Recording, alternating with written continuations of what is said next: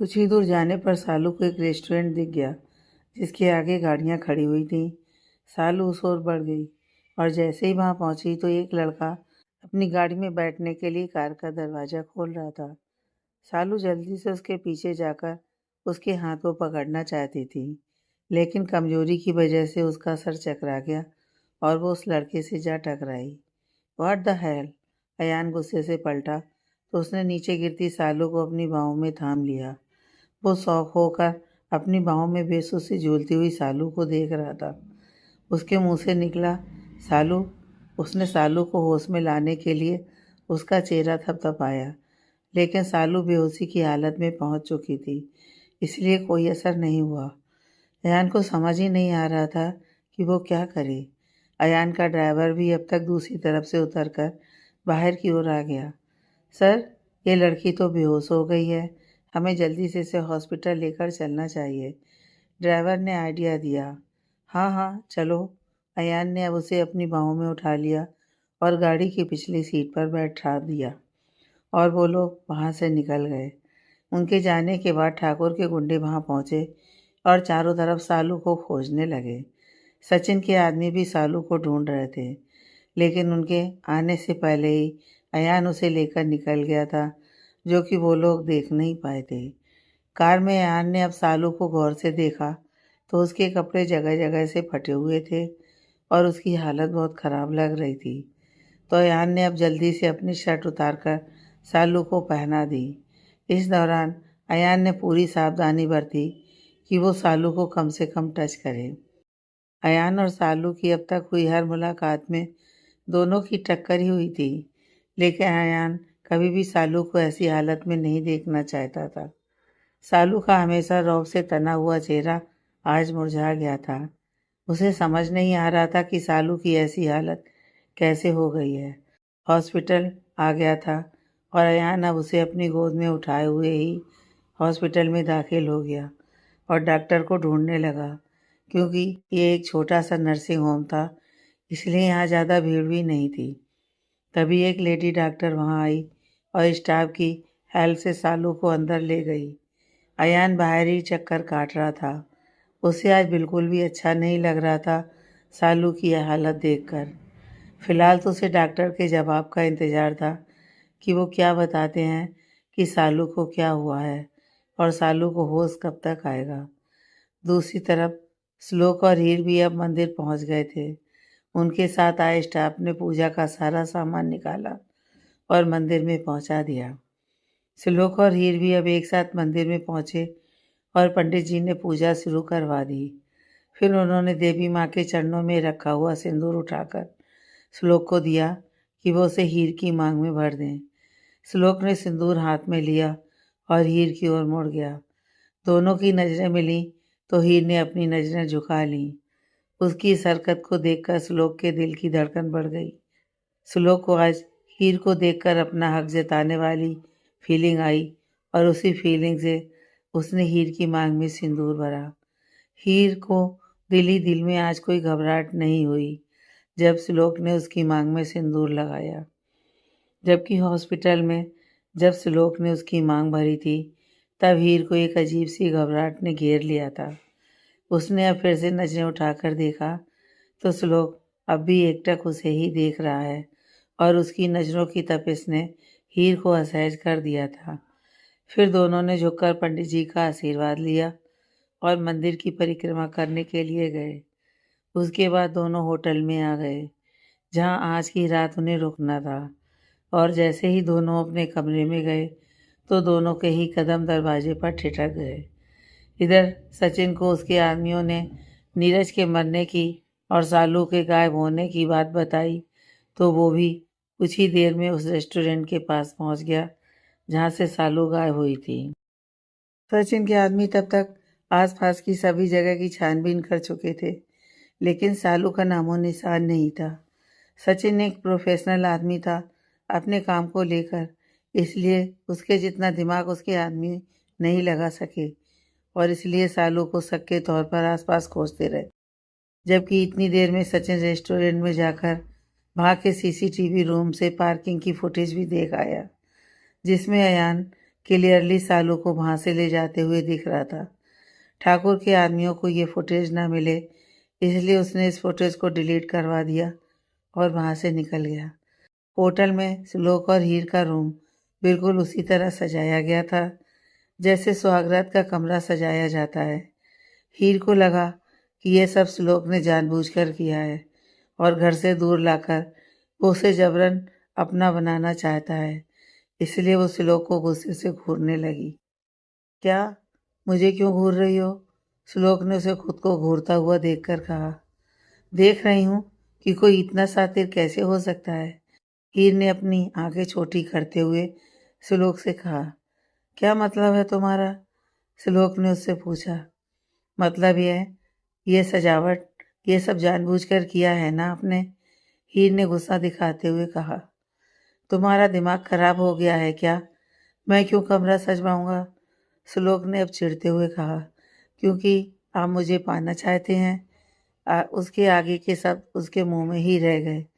जब श्लोक ने उसे अपने गुस्से से लाल आंखों से देखा तो हीर सहम गई। एक बार बोल चुका हूँ कि तुम्हारी मर्जी के खिलाफ कुछ नहीं करने वाला मैं। तो समझ नहीं आता क्या मेरी बात? या हर चीज में इल्जाम लगाने की आदत है तुमको? श्लोक ने बेहद गुस्से से कही थी ये बात, जिससे हीर भी समझ गई थी कि उसने श्लोक को हर्ट कर दिया है। श्लोक कमरे से बाहर जाने लगा तो हीर बोली, आप कहाँ जा रहे हैं? तुमसे दूर, जहाँ थोड़ा सुकून की सांस ले सकूं। श्लोक गुस्से से कमरे से बाहर निकल गया। अब हीर की आंखों में पानी आ गया और वो चुपचाप जाकर कमरे में बेड से टेक लगाकर जमीन पर बैठ गई। इधर श्लोक गुस्से से कमरे से बाहर आकर होटल के रिसेप्शन पर जाने लगा और पूरे रास्ते बड़बड़ाता जा रहा था। ये तीखी मिर्ची खुद को समझती क्या है? जब देखो मुझ पर इल्ज़ाम लगा देती है। अरे पहले पूरी बात जान तो ले कि किसने किया है ये सब। लेकिन नहीं, चल पड़ती हैं अपना झोला डंडा उठाकर प्रोटेस्ट करने। अब बैठी रहें पूरी रात अकेली कमरे में। मैं नहीं जाऊंगा आज। श्लोक रिसेप्शन पर पहुंच गया था और उसने जाकर पता किया कि उसका रूम किसके कहने पर सजाया गया है। तो पता चला कि अयान सहगल ने ऑर्डर दिया था रूम को हनीमून कपल के हिसाब से डेकोरेट करना है।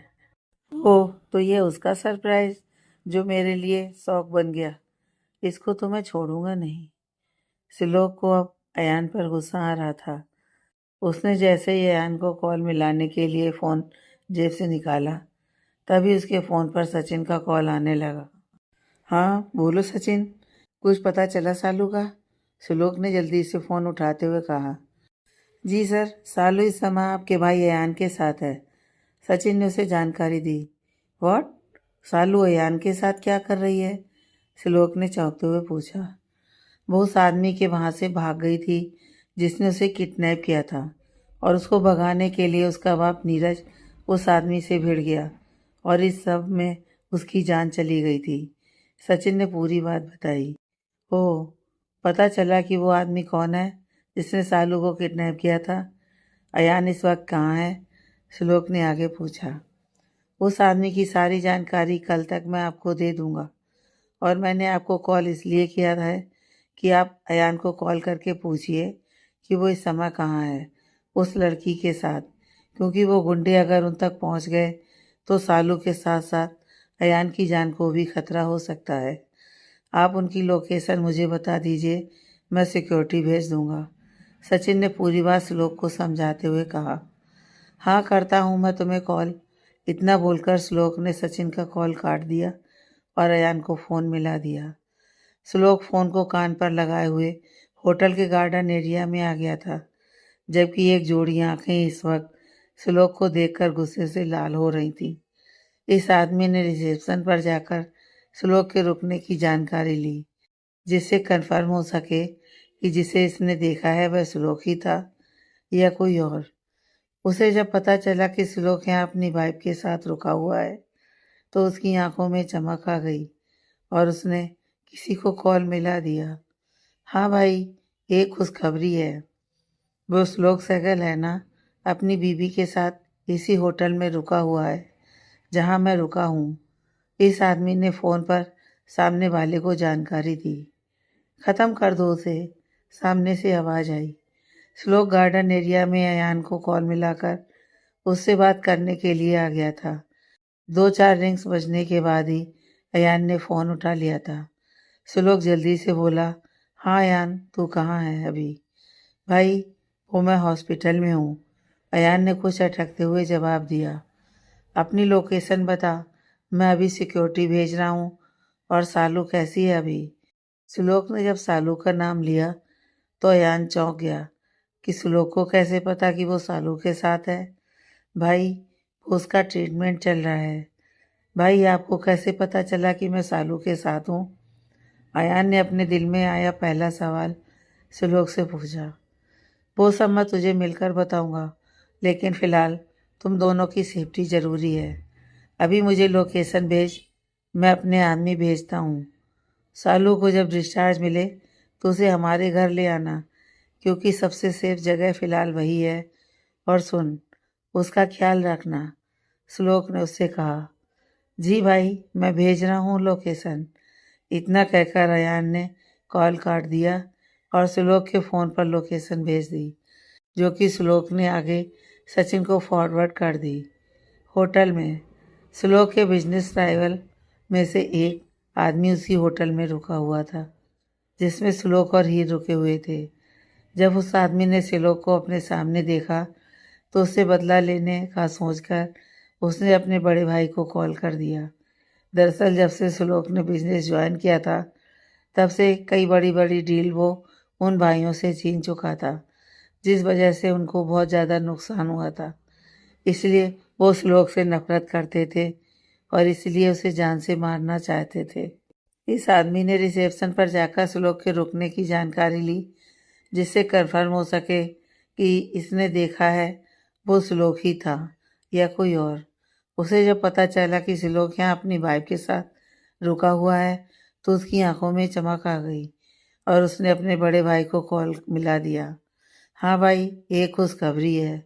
वो श्लोक सहगल है ना, अपनी बीवी के साथ इसी होटल में रुका हुआ है जहाँ मैं रुका हूँ। इस आदमी ने फ़ोन पर सामने वाले को जानकारी दी। ख़त्म कर दो उसे, सामने से आवाज़ आई। और उसकी बीवी का क्या करना है भाई? उसने पूछा। मार्केट में तो सैगल की शादी की कोई खबर नहीं है, तो फिर ये बीवी कहाँ से आ गई? ज़रूर इसने छुपकर शादी की होगी। एक काम करो, सैगल को मार दे, बदले में उसकी बीवी तेरा इनाम छोटे, सामने वाले आदमी ने जवाब दिया। ठीक है भाई, इस आदमी ने खुश होते हुए कहा और फ़ोन रख दिया। अब वो अपने आदमियों को फ़ोन करके इंस्ट्रक्शन देने लगा श्लोक को मारने का, और खुद ऊपर श्लोक के कमरे की ओर बढ़ गया। इधर श्लोक बस फ़ोन रखकर मुड़ा ही था कि अचानक से उसके पास से एक गोली गुजरी और गार्डन में लगे हुए पेड़ पर लटकी हुई कांच की लैंप पर जा लगी। वहाँ अंधेरा हो गया था, लेकिन श्लोक समझ गया था कि उस पर अटैक हुआ है। उसने जल्दी से एक और छलांग लगा दी और एक बेंच की ओट में छिप गया। दूसरी तरफ हीर ने कमरे का लॉक नहीं किया था। वो बस अपना चेहरा घुटनों में छुपाए रो रही थी। उसे मालूम था कि गलती उसकी है कि उसने श्लोक को बेवजह हर्ट कर दिया और वो उसे अकेला छोड़कर बाहर चला गया। अब वो श्लोक से माफ़ी मांगना चाहती थी, लेकिन श्लोक वापस आया ही नहीं, तो वो वहीं ज़मीन पर बैठ गई। तभी वो आदमी कमरे में घुस गया और किसी के आने की आहट सुनकर हीर ने भी अपना सर उठा लिया। उसे लगा श्लोक वापस आ गया है, इसलिए वो जल्दी से बोली, श्लोक जी। लेकिन उसके ये शब्द अधूरे रह गए जब उसने अपने सामने किसी और आदमी को देखा। इधर श्लोक ने जल्दी से अपने आदमियों को कॉल मिला दिया ताकि समय पर मदद आ सके। गोली की आवाज़ सुनकर होटल के सिक्योरिटी वाले भी आ गए थे। दूसरी तरफ से 1-2 गोलियां और चलीं, जिसमें होटल का एक स्टाफ घायल हो गया। श्लोक के आदमी भी आ गए थे और अब दोनों तरफ से अब फायरिंग हो रही थी। श्लोक को अचानक से ही हीर का ख्याल आया कि उस पर जिस किसी ने भी हमला किया है, अगर वो आदमी हीर तक पहुंच गए तो हीर को कहीं कोई नुकसान ना पहुंचा दे। अब वो जल्दी से हीर के पास पहुंचना चाहता था ताकि उसको बचा सके। कौन हो तुम और इस तरह बिना इजाज़त के मेरे कमरे में कैसे घुस आए? हीर ने घबराते हुए उस आदमी से पूछा, तो वो ज़ोर ज़ोर से हंसने लगा। उसने दरवाजे को लॉक कर दिया। ये देखते ही हीर की घबराहट और बढ़ गई और वो ज़ोर से चिल्लाने लगी, श्लोक जी, नहीं आने वाला तेरा श्लोक, चाहे तो कितना भी चिल्ला ले। जानती है क्यों? क्योंकि मेरे आदमियों ने अब तक उसे मार डाला होगा, मरा पड़ा होगा कहीं बाहर तेरा श्लोक, उसने हंसते हुए कहा। नहीं, हीर जोर से चिल्लाई। उसकी आंखों से झरझर आंसू बहने लगे थे। ये बात सुनकर बाहर से गोलियां चलने की आवाज़ आ रही थी, जो उस आदमी की बात को सच साबित कर रही थी। वो दरवाजे की ओर भागी तो उस आदमी ने हीर को बीच में ही पकड़ लिया और उसे बेड की ओर ले जाने लगा। अरे, ऐसे कैसे भाग जाएगी तू? तेरा पति तो मर गया है, अब तेरी ये खूबसूरत जवानी मेरे काम आएगी। ये सुहाग की सेज देख कर तो यही लगता है कि आज तुम दोनों की सुहागरात थी। बेचारा सैगल अपनी शादी का ज़्यादा दिन एंजॉय नहीं कर पाया, बेचारा सुहागरात भी नहीं मना पाया। लेकिन कोई बात नहीं, उसका ये अधूरा काम मैं पूरा कर दूंगा, वो आदमी हंसते हुए बोला। हीर को उसकी बातें सुनकर डर लगने लगा था। हीर उसकी पकड़ से छूटने के लिए तड़फ रही थी। उसे उस आदमी से घिन आ रही थी। वो रोए जा रही थी, साथ ही साथ लगातार अपने हाथ पैर चला रही थी। लेकिन उस आदमी ने बड़े जोर से हीर को पकड़ रखा था। श्लोक ने अपने आदमियों से कवर फायर मांगा और खुद होटल में एंटर हो गया। वो जल्दी से अपने रूम की ओर दौड़ा। दरवाज़ा लॉक था, लेकिन अंदर से हीर के चिल्लाने की आवाज़ सुनाई दे गई थी उसे। श्लोक का खून खौल गया था कि उसका ऐसा कौन सा दुश्मन आ गया है जिसने उसके परिवार पर हाथ डालने की हिम्मत की। श्लोक बिना देरी किए रिसेप्शन पर पहुंच गया था, जहां का स्टाफ गोलियों की आवाज़ सुनकर ही भाग गया था। श्लोक ने पीछे बॉल पर लगे कीबोर्ड से अपने कमरे की दूसरी चाबी ली और तुरंत अपने कमरे की ओर भागा। हीर ने खुद को छुड़ाने के लिए उस आदमी के हाथ पर काट दिया था, जिससे वो दर्द से छटपटाने लगा और उसकी पकड़ हीर पर से थोड़ी सी ढीली हो गई थी। और इसी चीज़ का फ़ायदा उठाकर हीर भागने को हुई तो उसकी साड़ी का पल्लू उस आदमी के हाथ में आ गया और उसने हीर की साड़ी खींच ली। हीर की पूरी साड़ी खुल गई थी और अब उस आदमी के हाथ में थी, जबकि हीर खुद ब्लाउज और पेटीकोट में खुद को अपने दोनों हाथों से ढककर पलट गई थी। वो आदमी जोर जोर से हंसने लगा। हीर जैसे ही पलटी, वो किसी की मजबूत सीने से टकराई। उसने अपनी नज़रें उठाकर देखा तो श्लोक गुस्से से हीर के पीछे खड़े हुए आदमी को देख रहा था। श्लोक को ठीक देखकर हीर के दिल में सुकून उतर गया। वो जल्दी से उसके सीने से लग गई तो श्लोक ने भी उसे अपनी बाहों के घेरे में ले लिया। श्लोक की नज़रें अभी उस आदमी के हाथ में पकड़ी हुई हीर की साड़ी पर थी, जबकि वो आदमी जो कुछ देर पहले हीर की हालत पर हंस रहा था, अब उसकी हंसी श्लोक को देखकर गायब हो गई थी। उसकी जगह उसके चेहरे पर गुस्से के भाव आ गए थे। तू मरा नहीं अभी तक? उसने श्लोक की ओर देखते हुए गुस्से से कहा। तेरे उन चूहों में इतना दम नहीं कि मुझे मार सके बंसल, श्लोक ने गुस्से भरी आवाज में कहा। कोई बात नहीं, अभी तुझे ख़त्म करके अपना अधूरा काम पूरा कर लेता हूँ। बड़ी खूबसूरत है तेरी बीवी। उसके आगे के सब उसके मुंह में ही रह गए, क्योंकि श्लोक ने एक जोरदार घूंसा उसके मुंह पर मार दिया था। हीर तो एक साइड में सहमी हुई थी, खड़ी हो गई थी, जबकि श्लोक अब बंसल को बुरी तरह से मार रहा था। श्लोक ने उसे मार मार कर अधमरा कर दिया था। श्लोक गुस्से से बोला, बिजनेस की दुश्मनी को तू मेरे घर तक ले आया, ये तूने ठीक नहीं किया बंसल। बोला था मैंने तुझसे और तेरे भाई से कि बिजनेस वर्ल्ड में compete करो, लेकिन तुम लोग तो मेरे घर की इज्जत पर हाथ डालने लगे। मुझे जाने दे सहगल, वरना मेरा भाई तेरे पूरे खानदान को मिटा देगा, बंसल ने श्लोक को धमकी देते हुए कहा। तुझे तो आज मुझसे कोई नहीं बचा सकता। तूने मेरी हीर को अपने इन गंदे हाथों से छूने की कोशिश की है, श्लोक ने गुस्से से कहा और उसका हाथ तोड़ दिया। बंसल की तेज चीख निकल गई और वो दर्द से छटपटाने लगा। लेकिन श्लोक ने उस पर कोई तरस नहीं खाया और उसे पीटता रहा। श्लोक का यह रूप देखकर तो हीर भी अब डरने लगी थी। श्लोक की मार बंसल ज़्यादा देर झेल नहीं पाया और बेहोश हो गया। श्लोक ने फ़ोन से अपने आदमियों को अपने कमरे में आने का बोला। फिर वो पलटकर जल्दी से हीर के पास गया और हीर झट से उसके गले से लगकर रोने लगी। चुप, मैं आ गया हूं ना हीर, रोना नहीं प्लीज। इतना कहकर श्लोक ने उसके माथे को चूम लिया। हीर की सिसकियां बंद नहीं हुई थी। उसने श्लोक को बहुत ज्यादा कसकर पकड़ रखा था। हीर के इस तरह से गले लगने से श्लोक की धड़कनें भी बढ़ गई थीं। तभी दरवाजे पर नॉक हुआ तो उसने खुद से हीर को हल्का सा दूर किया और जमीन पर पड़ी हुई उसकी साड़ी उठाकर उसे दी। हीर अब अपनी साड़ी लेकर बाथरूम में चली गई। श्लोक ने कमरे का दरवाज़ा खोला और श्लोक के आदमी अंदर आए। उन्होंने श्लोक को बताया कि बाहर की स्थिति अब कंट्रोल में है और हमलावर भी पकड़े गए हैं। श्लोक ने अपने आदमियों को इंस्ट्रक्शन दिया कि बंसल को उसके सीक्रेट प्लेस पर ले जाकर उसकी खातिर करे, लेकिन वो मरने ना पाए, ध्यान रहे। श्लोक के आदमी बंसल को उठाकर अपने साथ ले गए। हीर काफ़ी देर तक जब बाथरूम से बाहर नहीं आई तो श्लोक को उसकी चिंता हो गई थी और वो बाथरूम के दरवाजे पर जाकर खड़ा हो गया।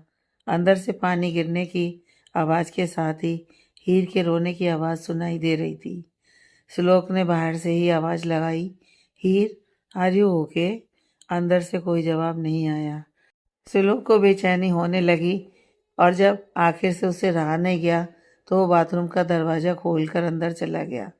अंदर हीर हाथ में अपनी साड़ी पकड़े शावर के नीचे भीग रही थी। श्लोक जल्दी से उसके पास गया और शावर बंद कर दिया। ये क्या पागलपन है हीर, बीमार पड़ जाओगी ऐसे पानी में भीगने से, श्लोक ने नकली गुस्सा दिखाते हुए हीर से कहा। लेकिन हीर ने अपने स्वभाव से उलट आज श्लोक को कोई जवाब नहीं दिया। वो अभी अपनी साड़ी पकड़कर वहीं खड़ी रही। श्लोक ने उसके हाथ से साड़ी लेकर साइड में रख दी और उसे एक टॉवल से कवर कर दिया। फिर खुद बाहर आया और अपने बैग्स में से हीर के एक नाइट गाउन निकालकर बाथरूम में घुस गया। उसने बड़े प्यार से हीर को कहा, चलो अब जल्दी से कपड़े चेंज कर लो वरना सच में बीमार पड़ जाओगी। हीर को श्लोक का प्यार से बोलना बहुत अच्छा लगा था। उसने अब बिना कुछ कहे अपने कपड़े श्लोक के हाथ से ले लिए और श्लोक बाथरूम से बाहर आ गया। कुछ ही देर में हीर बाथरूम से बाहर निकली। श्लोक ने देखा कि वो अभी कांप रही थी तो श्लोक जल्दी से उसके पास पहुंचा और उसे संभाल कर अपने साथ बेड पर ले आया। श्लोक उससे दूर होने लगा तो हीर ने उसका हाथ पकड़ लिया।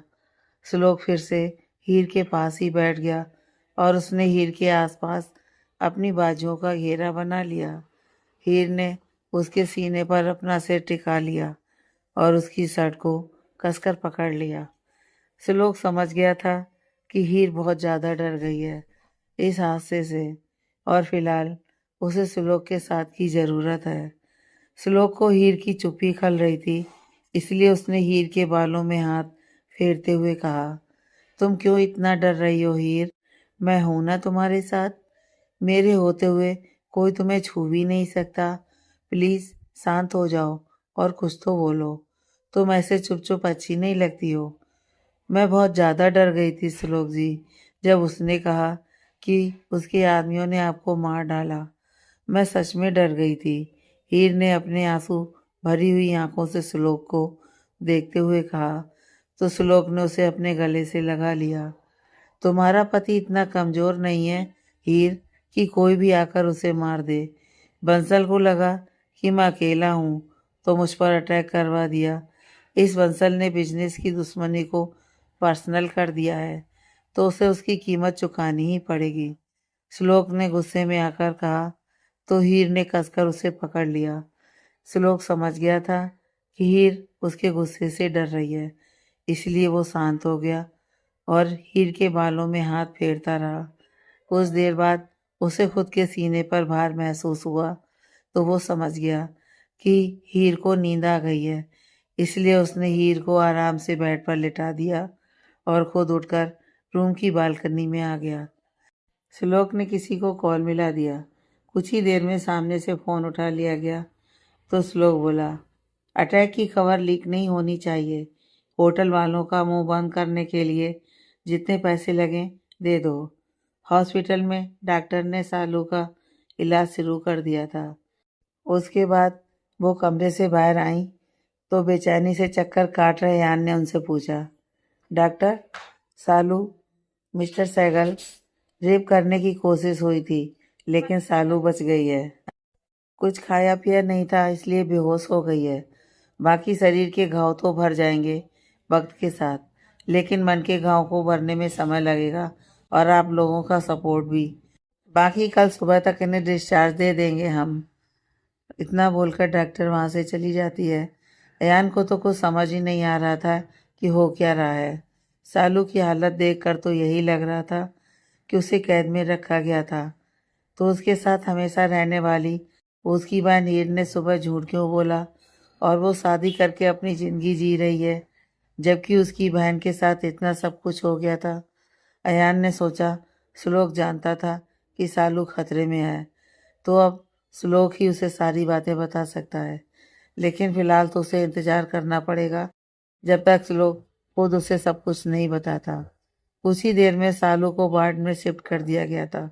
अयान भी उसके रूम में आया और वहीं उसके बेड के पास रखे स्टूल पर बैठ गया और सालू के चेहरे को गौर से देखने लगा। हमेशा जिसकी नाक पर गुस्सा रहता था वो सालू आज शांत सी बेड पर लेटी हुई थी। जगह जगह चोट के निशान थे। चेहरे पर किसी की उंगलियां छपी हुई थीं और गर्दन पर किसी के काटने का निशान था। अयान को अब उस आदमी पर बहुत गुस्सा आ रहा था जिसने सालू के साथ ये सब हरकत की थी। उसने मन में कहा, एक बार ये आदमी मेरे हाथ लग गया ना, जिसने एक लड़की के साथ इतनी दरिंदगी की है, तो मैं उसे छोड़ूंगा नहीं। होटल में श्लोक ने सचिन को कॉल मिलाया और कुछ देर बाद सचिन ने फ़ोन उठा लिया तो श्लोक उससे बोला, तुमने अपने आदमी भेजे कि नहीं अयान के पास? सचिन ने उसे बताया, मेरे आदमी पहुंच गए हैं और अयान और सालू फिलहाल सेफ हैं।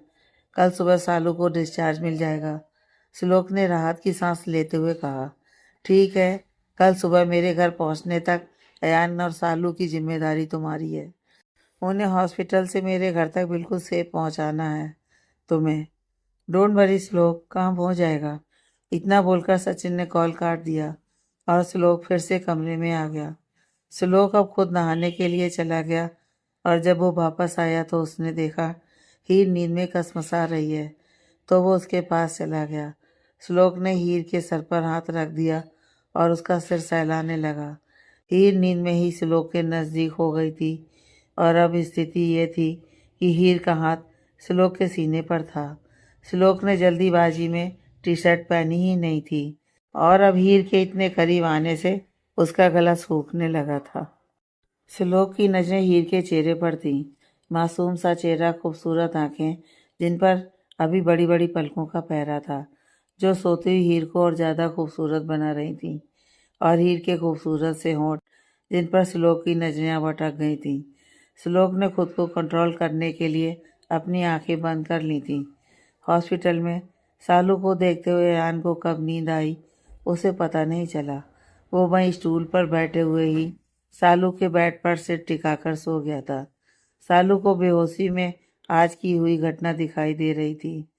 वो बेहोशी में ही कसमसाने लगी और उसने अयान का हाथ कसकर पकड़ लिया, जिससे अयान की भी नींद टूट गई। सालू, आर यू ओके?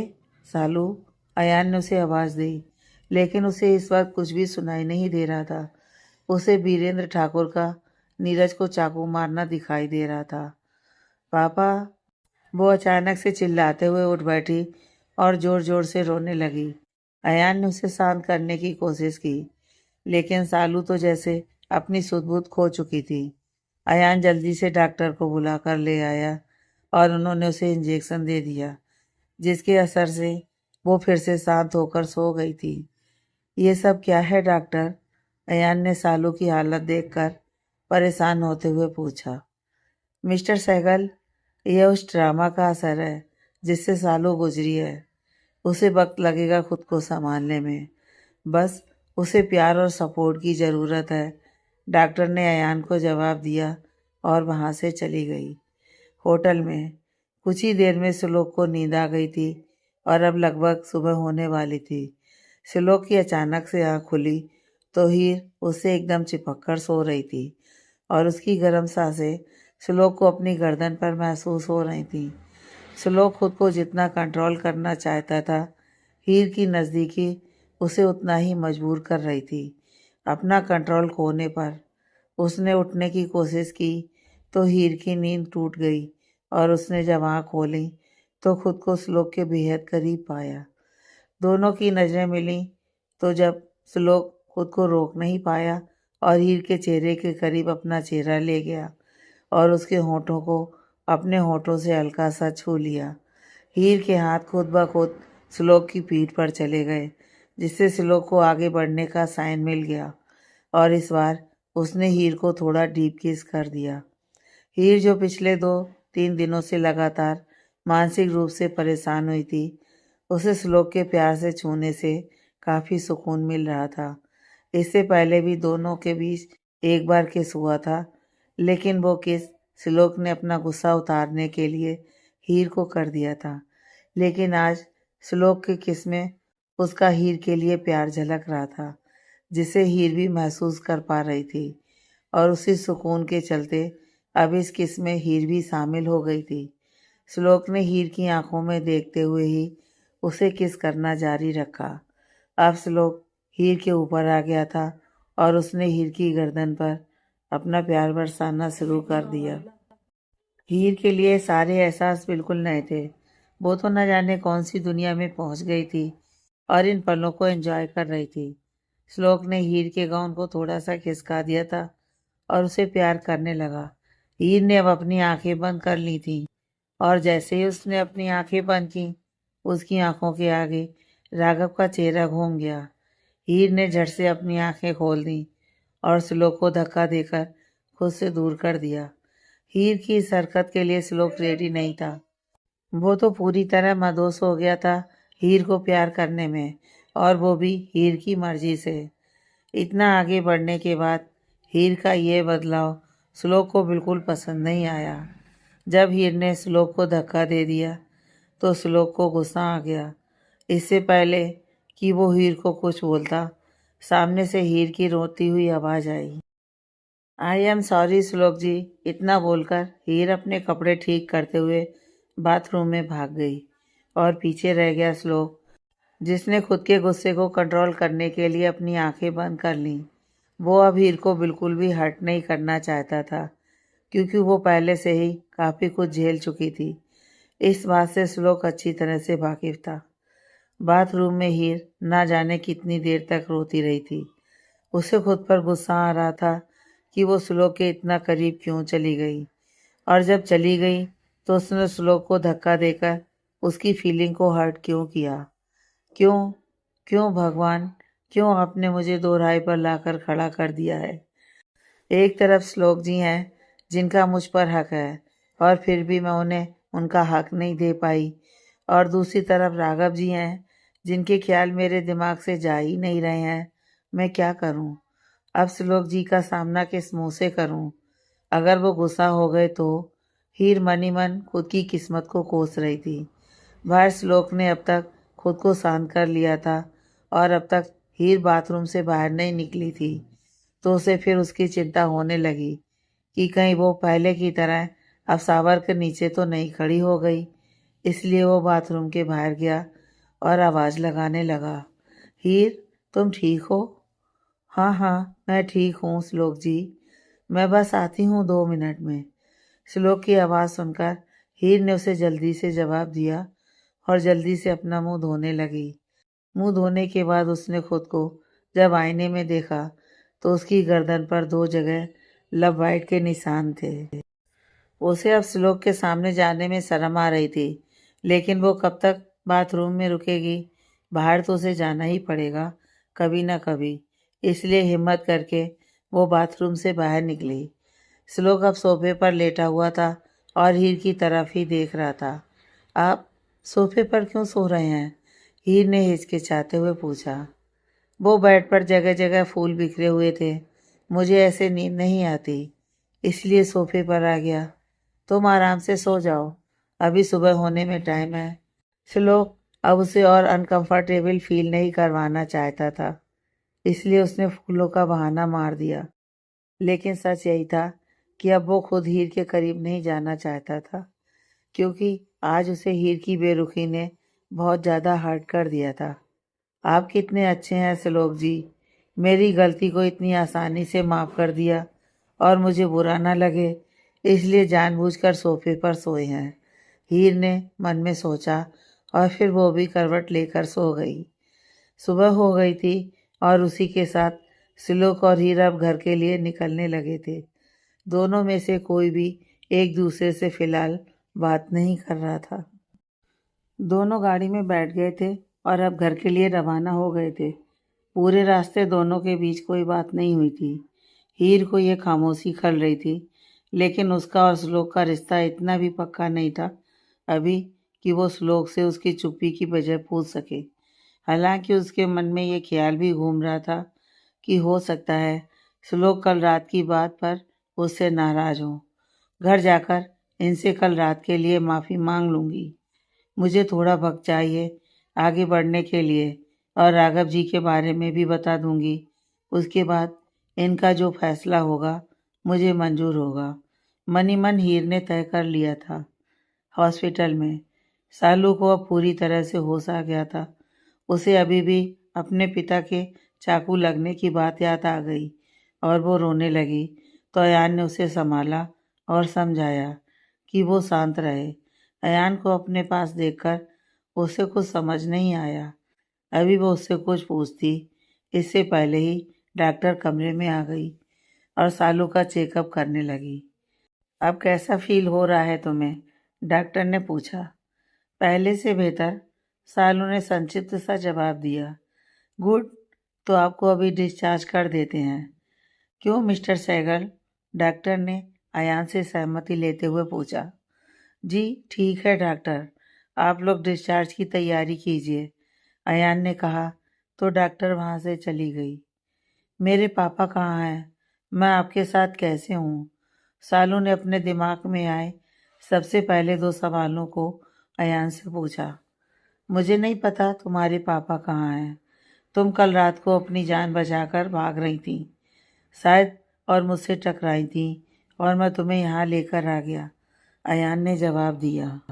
उनकी बात सुनकर सालू अपने बेड से उतरने लगी, क्योंकि वो अपने पापा को ढूंढने जाना चाहती थी। उसे उतरते देख अयान जल्दी से आगे आया और बोला, कहाँ जा रही हो तुम? पापा को ढूंढने। सालू इतना बोलकर उठने को हुई तो लड़खड़ा गई और अयान ने उसे थाम लिया। अयान ने अब थोड़ी सख्ती से कहा, तुम कहीं नहीं जाओगी। तुम्हारे पापा के बारे में मेरे भाई पता लगवा देंगे। हालत देख रही हो अपनी, ठीक से खड़ी भी नहीं हो पा रही हो। You need rest.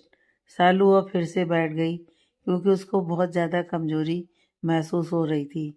वो अयान को देखकर रोते हुए बोली, मेरे पापा को चाकू मार दिया था उस आदमी ने, क्योंकि मेरे पापा मुझे बचाने के लिए आए थे। न जाने वो कैसे होंगे, मुझे उनसे मिलना है। प्लीज़ अपने भाई से कहिए उन्हें ढूंढ कर ले आएं। मेरी मम्मी भी पता नहीं कहाँ होंगी, मुझे मेरे घर ले चलिए। अयान को सालू की स्थिति देखकर उस पर बहुत ज़्यादा तरस आ रहा था। उसने सालू के सिर पर हाथ रख दिया और बोला, तुम चिंता मत करो, सब ठीक हो जाएगा। फिलहाल हम तुम्हारे घर नहीं जा सकते। भाई ने कहा है कि तुमको मेरे घर लेकर जाऊं। बाकी की बातें वहां जाकर ही पता चलेंगी। भरोसा करो मुझ पर, तुम्हें कुछ नहीं होने दूंगा मैं।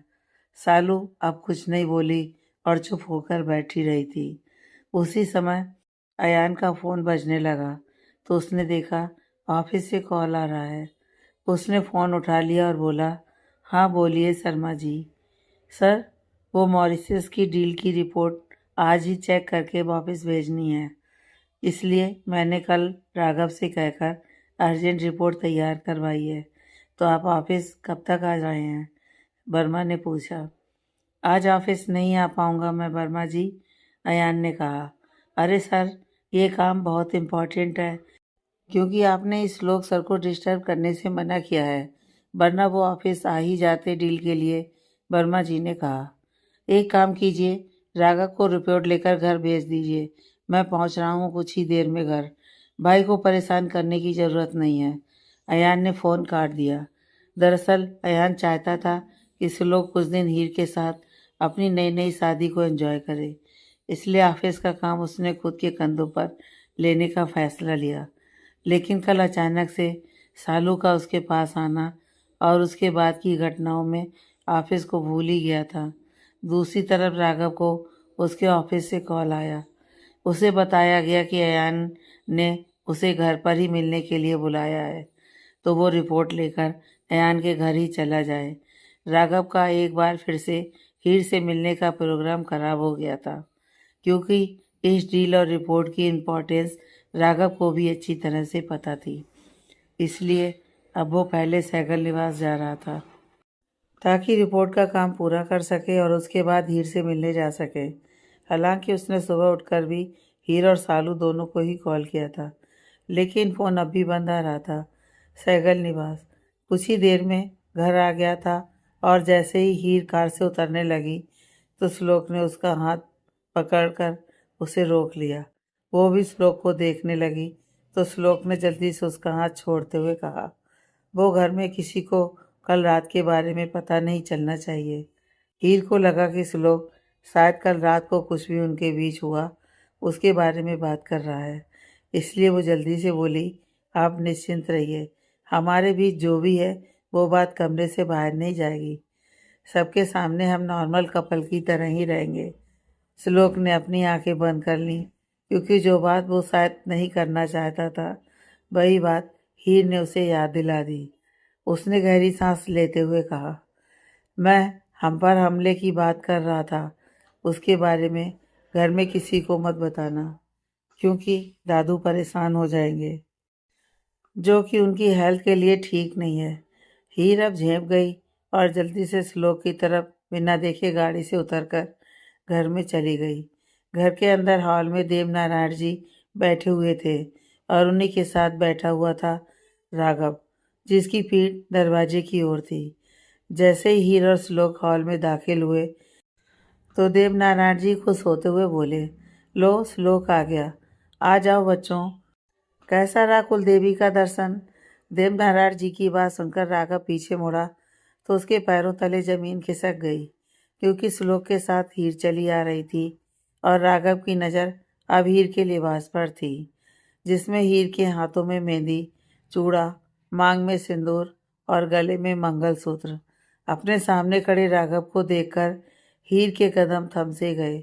आंखों के आगे अंधेरा छाने लगा और इससे पहले कि वो बेहोश होकर जमीन पर गिरती, श्लोक ने उसे अपनी बाहों में थाम लिया। राघव का दिल टूट गया था और इस वक्त वो कैसा महसूस कर रहा था ये सिर्फ वही जानता था। हीर, ये श्लोक के शब्द थे, लेकिन हाथ राघव के भी उठ गए थे उसे गिरते देखकर। लेकिन उसने जब हीर को श्लोक की बाहों में देखा तो उसके हाथ खुद ब खुद नीचे हो गए और मुंह के सब मुंह में ही रह गए। उसे कुछ समझ ही नहीं आ रहा था कि हीर इस घर में क्यों है और उसने शादी कैसे कर ली। श्लोक बेटा, उसे उठाकर यहाँ लाओ, देवनारायण जी ने कहा तो श्लोक होश में आया और जल्दी से हीर को अपनी गोद में उठाकर सोफे की ओर आ गया। उसने हीर को सोफे पर लिटा दिया। एक नौकर जल्दी से पानी का गिलास ले आया। श्लोक ने उसमें से पानी लेकर कुछ छींटे हीर के मुंह पर मारे तो हीर ने अपनी आंखें खोल दी। तुम ठीक हो हीर? श्लोक ने चिंता से पूछा। अचानक से क्या हो गया था तुम्हें बेटा? देवनारायण जी ने भी पूछा। पता नहीं कैसे चक्कर आ गए, मैं ठीक हूँ अब, हीर ने जवाब दिया, जबकि उसकी नज़रें तो राघव पर थीं। राघव ने उससे नज़रें फेर लीं। वो नहीं जानता था कि क्या बात थी जो हीर ने उसके पीछे से शादी कर ली, लेकिन वो सबके सामने हीर से सवाल नहीं कर सकता था, क्योंकि वो अब उसके बॉस श्लोक की पत्नी थी। हीर को ठीक देखकर श्लोक ने अब राघव की ओर रुख किया और बोला, welcome back to India Raghav. I am impressed कि तुमने 20 दिन का काम सिर्फ 10 दिन में पूरा कर लिया। ना सिर्फ जल्दी पूरा किया, बल्कि तुमने बिल्कुल परफेक्ट काम किया। मैंने कहा था ना तुमसे कि तुम अपनी उस सरफिरी गर्लफ्रेंड से कुछ दिन दूर रहोगे तो सब काम अपने आप ठीक होने लगेगा। श्लोक अपनी ही धुन में बोले जा रहा था, जबकि हीर ने जब श्लोक के शब्द सुने तो अब उसने गौर किया कि श्लोक उसके बारे में ही बोल रहा है। पिछले 2 दिनों में जो कुछ भी हुआ था उसमें हीर ने श्लोक का नाम सुनकर भी गौर नहीं किया कि राघव के बॉस का नाम श्लोक सहगल ही है। अब उसे पता चला कि श्लोक ही वो इंसान है जिसकी वजह से वो राघव से दूर हो गई थी। हीर को अब श्लोक पर बहुत ज़्यादा गुस्सा आ रहा था, लेकिन अभी फ़िलहाल वो कुछ भी बोल नहीं सकती थी क्योंकि देवनारायण जी अभी तक वहीं पर थे। किसके बारे में बात कर रही हो बेटा? देवनारायण जी ने पूछा तो श्लोक बोला, दादू, राघव की एक गर्लफ्रेंड है जो कि एक नंबर की चिपकू और बददिमाग लड़की है।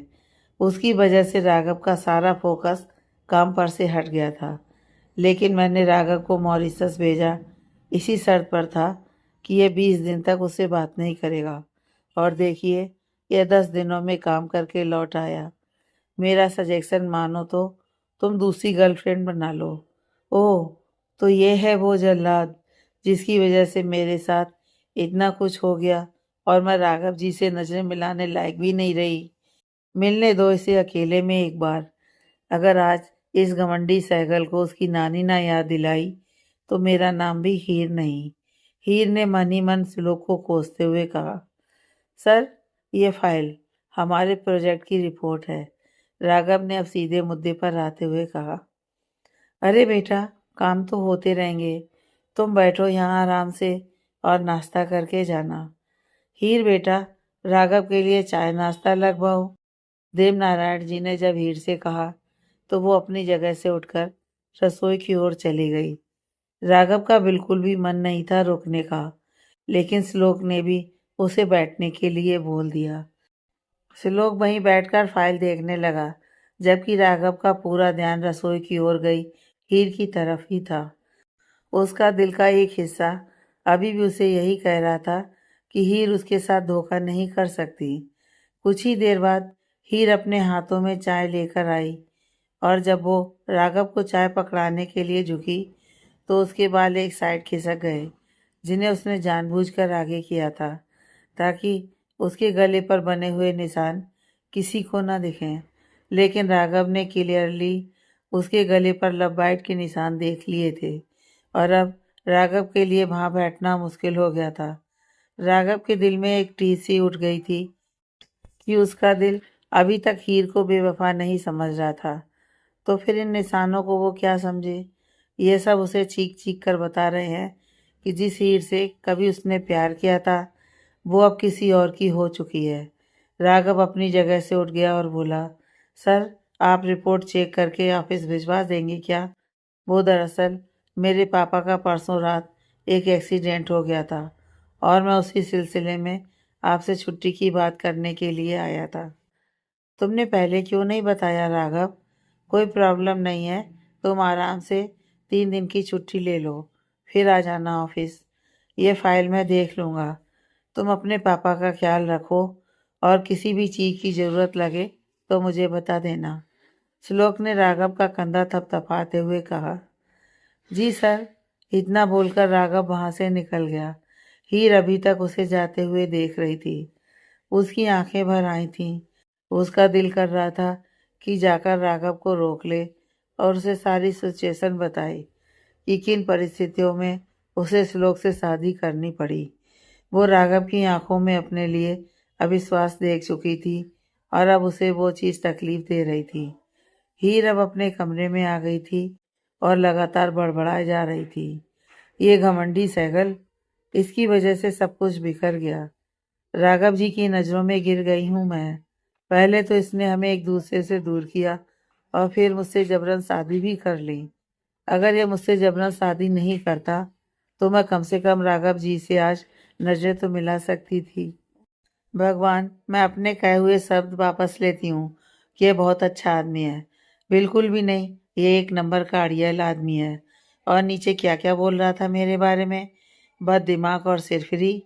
अरे सिरफिरा होगा ये खुद। हॉल में श्लोक अभी फाइल पढ़ ही रहा था कि तभी घर के बाहर एक गाड़ी आकर रुकी और उसमें से अयान बाहर निकला।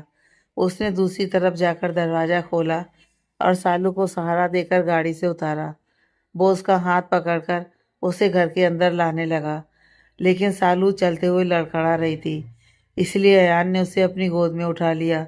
अयान जब सालू को गोद में उठाकर घर में ला रहा था तो अपने कमरे से बाहर आती हुई सुमन की नज़र जैसे ही उस पर गईं तो उसका गुस्सा सातवें आसमान पर पहुंच गया। अपने बेटे को किसी अनजान लड़की को बाहों में उठाए हुए यूं घर में आते देख सुमन का दिमाग गर्म हो गया। वो जोर से बोली, रुक जाओ अयान। सुमन के इस तरह बोलने से अब श्लोक और देवनारायण जी का ध्यान दरवाजे पर गया, जहाँ देवनारायण जी और श्लोक दोनों ही सालू को देखकर चौंक गए। देवनारायण जी जानते थे कि सालू हीर की बहन है, तो वहीं श्लोक के लिए झटका ये था कि ये तो राघव की बदतमीज गर्लफ्रेंड है। श्लोक अभी गलतफहमी का शिकार है। उसकी नज़रों में सालू राघव की गर्लफ्रेंड है। श्लोक ने मन में सोचा, ओह तो यह हीर की बहन है। तभी मैं कहूँ हीर एक नंबर की तीखी मिर्ची है। होगी क्यों नहीं, उसकी बहन इतनी खतरनाक है, यह मुझसे बेहतर और जान कौन सकता है। बेचारा राघव, अरे उसे तो कुछ पता ही नहीं है अपनी गर्लफ्रेंड के किडनैप होने के बारे में। पहले मैं पूछताछ कर लूं, फिर राघव को बुलाता हूँ। इससे पहले कि कोई कुछ पूछता, श्लोक आगे आया और अयान से बोला, इसे गेस्ट रूम में ले जाओ अयान। अयान ने हाँ में सिर हिलाया और सालू को लेकर आगे बढ़ गया। यह सब देखकर सुमन को और ज्यादा गुस्सा आ गया। मेरे बेटे पर हुक्म चलाना बंद करो तुम। नौकर बनाकर रख दिया है उसे अपना। कौन है यह लड़की जिसे अयान यूं गोद में लिए घूम रहा है? गुस्से से तमतमाते हुए सुमन ने श्लोक से पूछा। श्लोक उन्हें इग्नोर कर गेस्ट रूम की ओर जाने लगा तो सुमन ने श्लोक की बाजू पकड़ ली। श्लोक ने एक नज़र सुमन को देखा और सुमन ने झट से उसकी बाह को छोड़ दिया। वो लड़की मेरी साली और हीर की बहन है सालू। इससे ज़्यादा मैं आपके किसी फालतू सवाल का जवाब देना जरूरी नहीं समझता। इतना बोलकर श्लोक गेस्ट रूम में चला गया और देवनारायण जी भी उसके पीछे पीछे उसी कमरे में आ गए। सुमन गुस्से से अपने कमरे में चली गई। दूसरी ओर हीर का गुस्सा शांत होने का नाम नहीं ले रहा था। उसे इंतजार था श्लोक के कमरे में आने का, लेकिन श्लोक इतनी देर से कमरे में आया ही नहीं तो थक हार कर हीर खुद ही उसे ढूंढने के लिए नीचे आ गई। हीर जब नीचे आई तो उसने एक नौकर से श्लोक के बारे में पूछा तो उसने गेस्ट रूम की ओर इशारा कर दिया। हीर अब गेस्ट रूम में पहुंच गई और अपने सामने सालू को देखकर वो अपनी जगह ही जम गई। क्या होगा हीर और सालू के साथ आने का असर? क्या श्लोक जान पाएगा राघव की असली गर्लफ्रेंड की सच्चाई, या होगा कुछ और? जानने के लिए पढ़ते रहें नेक्स्ट पार्ट।